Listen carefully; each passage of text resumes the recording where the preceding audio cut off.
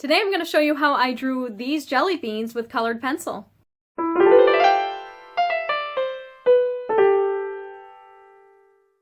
Hi, Shanna Rowe Jackson here from Caution Artists at Play, and today I am drawing jelly beans.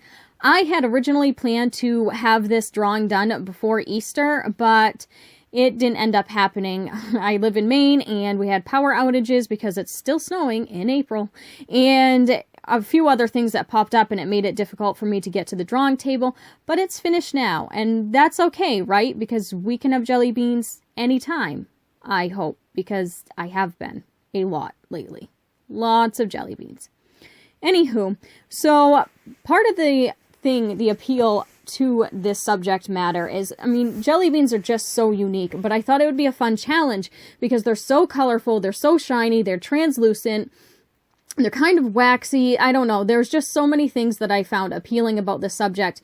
And I actually took this reference photo a few years ago and just hadn't had the chance to do it yet. And I thought that this would be a good time and that it would look good alongside my gummy bears picture that I did a while back. And I also did a picture of candy corn, and it's kind of becoming a series now.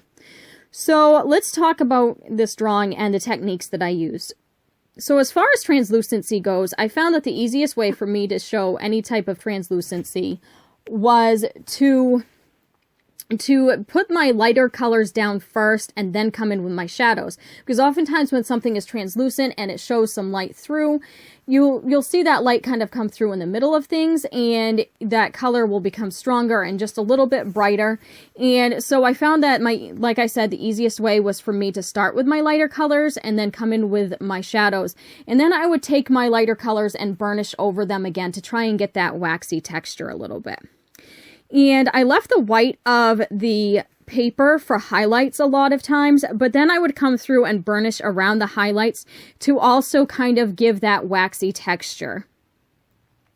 And really, colored pencils lend themselves really well to a waxy textured subject matter anyways, because they are wax and oil based. So when they're laid down, the actual texture of colored pencil on the paper when it's burnished is very similar to the texture of jelly beans. So that was one reason why I decided I wanted to do this piece in colored pencil. But of course, I think that you could still get a beautiful picture of something waxy with oil paints or acrylics or whatever medium you choose. I just found that it was much easier for me to get that texture because I already had the texture in the pencil. So you'll see me blend in many different ways on this piece, and some of the ways that I am blending is by using odorless mineral spirits, which is quite common, but I'm not overly using them. I'm kind of putting down my layers, and then I'm coming through with my odorless mineral spirits to get that first layer really blended out, or the first few layers, I should say. And then I'm coming back in with my pencils, and I'm really like burnishing on top. And so like I said, there's numerous ways to go about it, and I could have gone through, and some of them I probably did with OMS a second time, but for the most part, the last layers were mostly just pencil, and I used the OMS fairly early on. And another technique that I used to blend, once they were really burnished and there was a lot of pencil on the paper, I came through with soft tools, the same tools that you might use for pan pastels. They kind of look like makeup applicators, and they're kind of like a soft, spongy material, and I came through with the one that kind of looks like a wand, and then the smaller one that looks like what you would apply eyeshadow with, and that's very descriptive, I know. But I came through and I was able to kind of blend out some of the colors and make softer transitions with those. So I thought that that was helpful because I don't typically use those tools with colored pencil, but I discovered on this piece that they were really useful. So that was like most of the ways that I blended. And then of course, like I said, when I was burnishing, I would come in with lighter colors, and especially my drawing white, the Chinese white by Derwent, I would come in a lot and create some texture that way. And as far as jelly beans go, they seem smooth and shiny and just beautiful. I say that because I think I'm addicted to them now. But anyway, but they actually do have some crags and some cracks and some texture. So you will see me come through with a craft knife at times and kind of bring some of that texture out. And you'll see some closer ups of me doing that later on. But occasionally you'll see that tool pop in. I'll be scratching out around some of the highlights again if I lost them, and generally just making it easier to get that texture in there. So let's talk a little bit about color. There was a lot of color involved in this, a lot of color. And sometimes that can become a little overwhelming. And I am somebody who loves color. I love color theory and I love color mixing, and I'm very familiar with color. I've trained my eye over the years to be able to see color. But even as experienced as I am, there were times when it got a little jumbled because there was just so much color. And anytime you're working with something this colorful, when there's so many different colors involved, and when you have reflected light and reflected color, you want to pay really close attention to how each jelly bean or each colorful object that's in your drawing is affecting what's around it. And so everything is in context. So you'll see me put in a jelly bean, and then I'll go back to a surrounding jelly bean and go back into that and change it if I need to. Because once a new jelly bean comes in, it might change the context of a jelly bean that I have already rendered almost fully. So you'll see me going back and forth that way because each jelly bean affects whatever is around it and is affected by whatever is around it. And as far as the colors go, like I said, there's a lot of reflected color. So I'm paying really close attention to those colors, those transition colors. How does this yellow reflection actually look on this green jelly bean? Is it actually yellow? A lot of times it's not just yellow. It's going to be affected by the local color of the jelly bean itself. And so that may change. Some of the reflections are actually brown.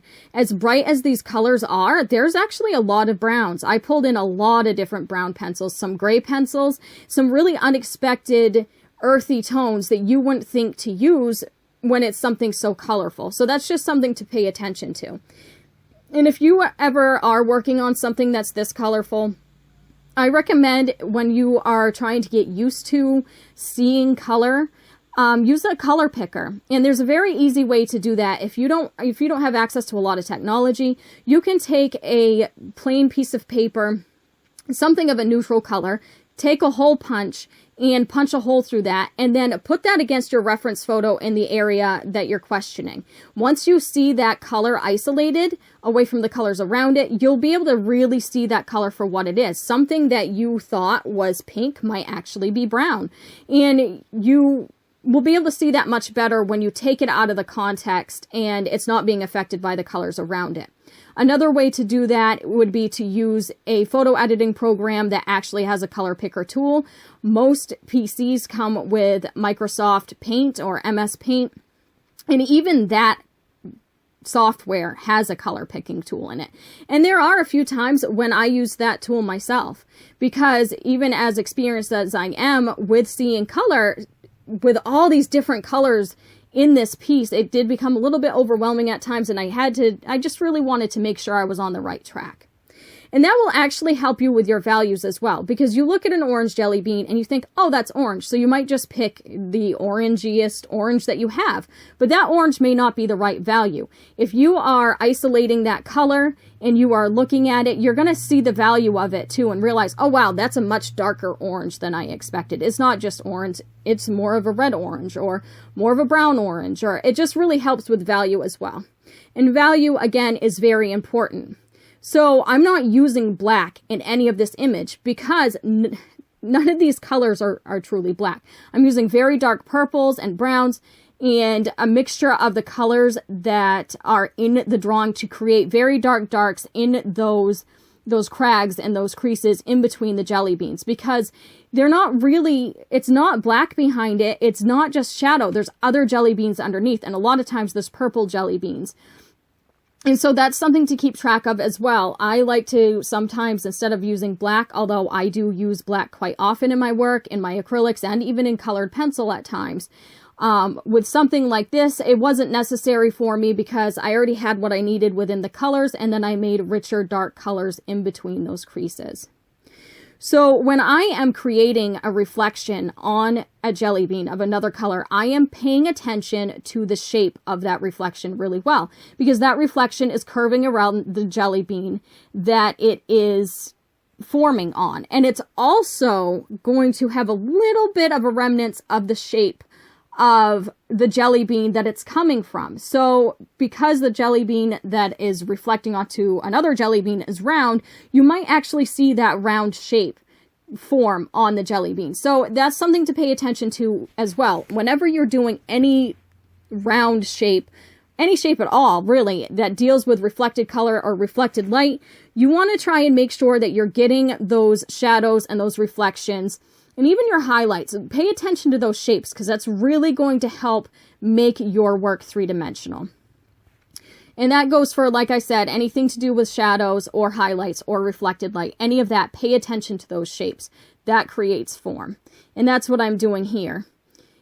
And the dark jelly beans, a lot of times with the purple ones, you'll see me go in with a lot of colors first. They seem to be very reflective. Compared to the yellow jelly beans, the lightest jelly beans, for some reason, they just were not as reflective. And so that's something that I was paying attention to as well. I'm not just going in there and drawing it out and coloring the whole thing purple, because there's a lot more colors in there than just purple, because almost every jelly bean near the purple jelly beans are reflected in it, more so than some of the other colors, as I stated before. So these are just things to keep your eye on.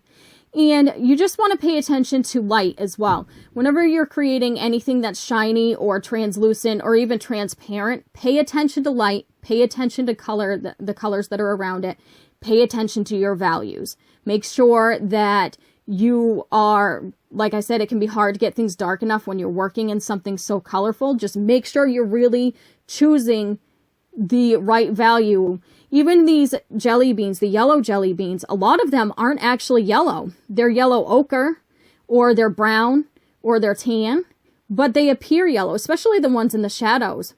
I did a lot of browns, some greens, some oranges, and then I would bring in some yellow over the top to lighten it up and give it that warmer tone. But a lot of it, you won't see me use pure yellow unless it's a yellow jelly bean that's in the light. So again, just pay attention to those values, and it will help you go a long way as far as making something realistic. But overall, I had a lot of fun with this. It was a blast. It took me a lot longer than I planned. I have been working with acrylics a lot lately, so this felt like it took forever. There was a lot of hours of footage. I had to speed it up quite a bit because we would have had like an hour-long video if I hadn't. But it felt like it took so long because I've been painting with acrylics so much lately, and acrylics are so much faster. But it actually didn't work up too bad. And I found myself really engaged in it, and it was just really nice to get back to colored pencil. I love this medium so much, and I don't get to work in it as often as I would like because it's time consuming. So I'm going back and forth and just going through and putting the details in. I came in again, like I said, to create some texture with my white. I wanted to mention I am using mostly Polychromos and Derwent Lightfast. And I'm laying in the Polychromos first for the first few layers because they get into the texture a little bit easier. And then I'm coming in with my Derwent Lightfast because they tend to feel a little bit waxier, even though those are also oil-based. They tend to be a little bit waxier, and those are just a blast to burnish with. But there are times when I use the Polychromos on top as well. But I used a lot of my Derwent Lightfast in this, and I love those pencils. I'm so in love. And I will link everything in the description below. This isn't sponsored. It just happens to be the tools I had on hand. And this is Arch's Hot Press Watercolor Paper. Okay, and so this is my final piece. I hope that you enjoyed this video. Thank you so much for watching. Have a great day. Bye. Hey guys, thanks for watching. If you like what you see, please hit subscribe. Also, if you're interested in seeing more of my artwork, I'm on social media, so check out the links in the description below.